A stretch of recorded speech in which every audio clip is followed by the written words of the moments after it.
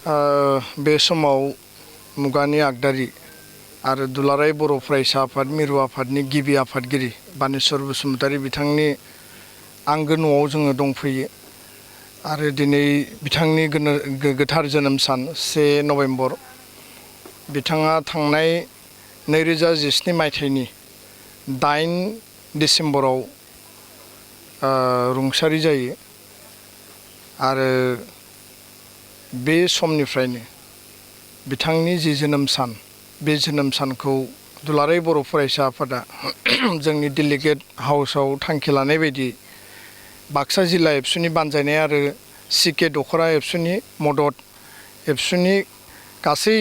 बाहागो लानायनि गेजेरजों जोङो खुंफुंनायनि जि थांखि दंमोन बेबायदियै जोङो 3 बोसोरनि उन जोनोम सानखौ मेहेरगोनाङै खुंफुंनो थाखाय थांखि लानाय बायदि दिनै फिन खेबसेबाव जोङो बेयाव थुबुर जादों आरो गिबियावनो आङो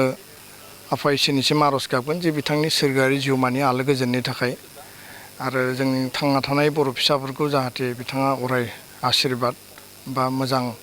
बोर हरो खोथाया जाहैबाय जे बिथाङा जि समाव दुलाराय बर' फरायसा आफादनि गिबि आफादगिरि महरै बिबान बाननो गोनां जादोंमोन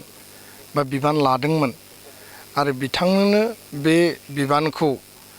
क'क्राझार ट्राइबेल रेस्ट हाउसआव जि जुथुमनाय बे जुथुमनायाव सावरायनायनि गेजेरजों थिग खालामनाय जादोंमोन बे थासारिया जोबोद गोब्राब आरो जोबोद मोनसे चेलेन्जिं मोनसे थासारिमोन बर' हारिनि जि मोनसे समाज आरो जिउ खुंनायनि जि जारिमिन हारिनि गासै बिथिङा मोनसे मोस्लेर अबस्थायाव दंमोन जोंनि राजखान्थियारि मोनथाय संबिधानिक मोनथाय जोंनि रांखान्थिया जोबोद गाज्रिमोन जोंनि इनफ्रास्ट्राक्चार जि लामा दालां स्कुल कलेज सोलोंथाइनि थासारिया मोजां नङामोन आरो जथेस्थ' जोंनि गेजेराव बै समाव भारत उदांस्रिनि सिगां आरो उननि समाव जोंनि सोलोंथाइ गोनां बा गोरों गोरा मानसिनि आंखालमोन माखासे मोजोमसे जायफोर गोख्रों मेलेमनि दैदेनगिरि गवालपारा डिस्ट्रिक्ट जि माने स्टुडेन्टस इउनियन दंमोन बड' स्टुडेन्टस इउनियन बे थुबुर जानानै बयनिबो सानखांनायजों दुलाराय बर' फरायसा आफादनि मिरु आफाद दानांगौ खारन बिनि सिगांनो दुलाराय बर' फरायसा आफादा गवालपारा डिस्ट्रिक्ट हिसाबै बा गुबुन गुबुन दखरा हिसाबै दंखायोमोन दा मिरु आफाद दानांगौ आरो मिरु आफाद दानायनि गेजेरजों गासै बर' फरायसा फरायसुलि आरो बर' माहारिनि इयुनखौ नोजोर बोनानै जोंनि जौगानाय जोंनि थामोनथा रैखाथि जोङो नासयजानाय गादबजानाय बा गासै बिथिंजों जोङो सोबख'जानाय बिनिफ्राय उद्धार मोननांगौब्ला बर' थुनलाइ आफादा 1952 जोनोम जादों नाथाय बर' हारिनो आरोबाव मोनसे लाइमोन सेंग्राफोरनि इयुथ फर्सनि मोनसे आफाद नांगौ बे आफादखौ दानायनि थांखिजोंनो मिरु आफाद दानाय जादों आरो बिनिनो गिबि आफादगिरिखौ बिथांखौ दायित्व होनाय जादों दा बेखायनो बानेश्वर बसुमतारीया मुगानि आगदारि जों बिथांखौ बिमुं होदों आरो बिनि ओंथियानो जाहैबाय जे बिथाङा पायनियर रल लादों आरो सासे साहस गोनां आरो हारिनि फारसे गोख्रों फोथायनाय जातीयताबादि सिन्तानि बिथाङा सासे सुबुं जायनि थाखाय बिथाङा उननि समाव बर' थुनलाइ आफादनि गाहाय नेहाथारि जादों उननि समाव बिथाङा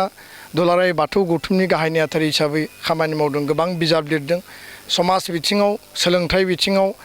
जौगाहोनायनि थाखाय थुनलाइ बिथिङाव गोबां बिथाङा खामानि मावदों आरो दिनै बानेश्वर बसुमतारी बायदि बर' हारियाव दैदेनगिरि मोननानै जोङो थारैनो गावनि गोसोखौ जेब्लाबो बा दुलाराय बर' फरायसा आफादनि मजियाखौ जों जेब्लाबो गोग्गानाय आरो गोथौ मोनसे श्रद्धा जोंहा बिनि सायाव जेब्लायबो दङ उननि समाव बड'फानि सानथौ सानस्रि बड'फाया दुलाराय बर' फरायसा आफादाव बिबान लाबाय 1986 मायथाइयाव आलादा रायजोनि सोमावसारनायनि आन्दलन जाबाय आरो गेरेमसा माहारि दानायनि जि आन्थोरजयै जोंनि मेंनो रोङि जे हाबाफारि दिनै सोलिगासिनो दङ दा बानेश्वर बसुमतारीया जोंनि फुजिनां जोंनि साहस जोंनि आदर्श आरो जोंनि अराय श्रद्धानि सुबुं आरो बिथाङा पायनियार आरो बड'फा उपेन्द्रनाथ ब्रह्मआ हारिखौ जि लेभेलाव लांनांगौ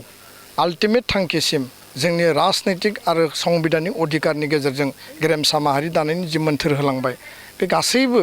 जोंनि गेदेमा सुबुंफोरनि बा जोंनि एबसुनि बारग' दैदेनगिरिफोरनि आदर्शनि गेजेरजों हारि दानायनि खामानिया सोलिगासिनो दं सोलिलांबाय थागोन गोजोन्थों।